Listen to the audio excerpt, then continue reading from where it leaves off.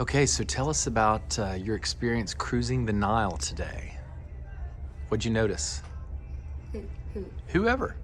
Oh, well, here's what I thought was weird, and that was we are going from Upper Egypt toward Lower Egypt. So the current is going from upper to lower into the Mediterranean Sea.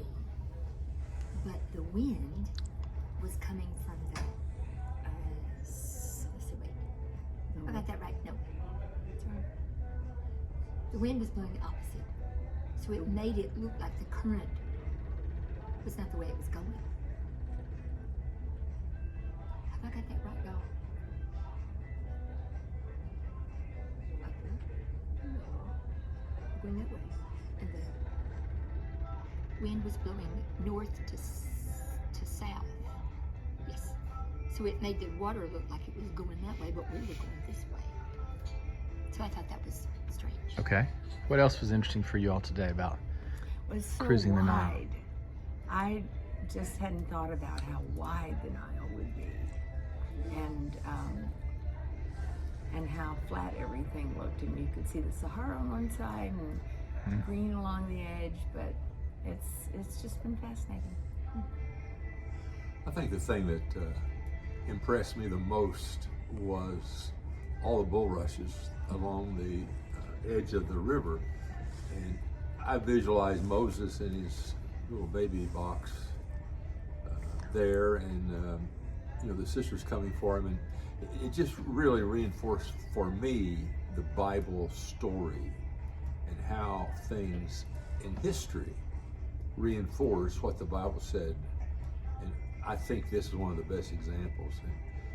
And the bulrushes are everywhere along the river, and I thought they were unusual because of Moses being put in them. So that was inspiring to me. I really got a lot out of that. And they're so thick, you could see how you could set a basket down in and it wouldn't get away. It wouldn't, because the brushes would hold it. We have some coming up right now that are a little bit easier to see.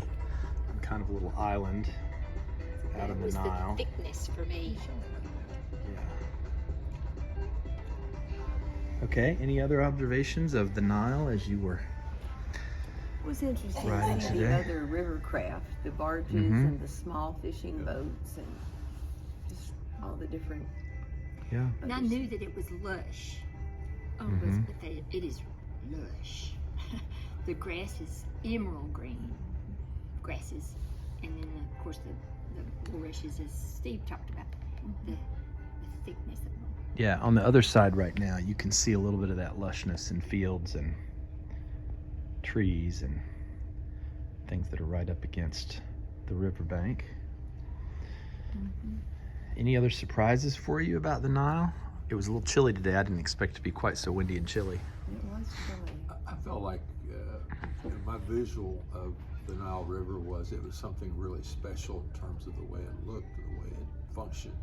And it's like other rivers. And that really kind of shocked me. And then I realized, hey, it's part of Earth that God created. And the river is like other rivers. And I was really made aware of that I hadn't thought that much about it.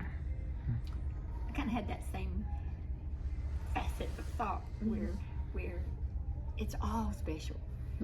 But of course, because I'm from Tennessee, and this is way away, Egypt, Nile, and what we, like you said, read about so much in Scripture.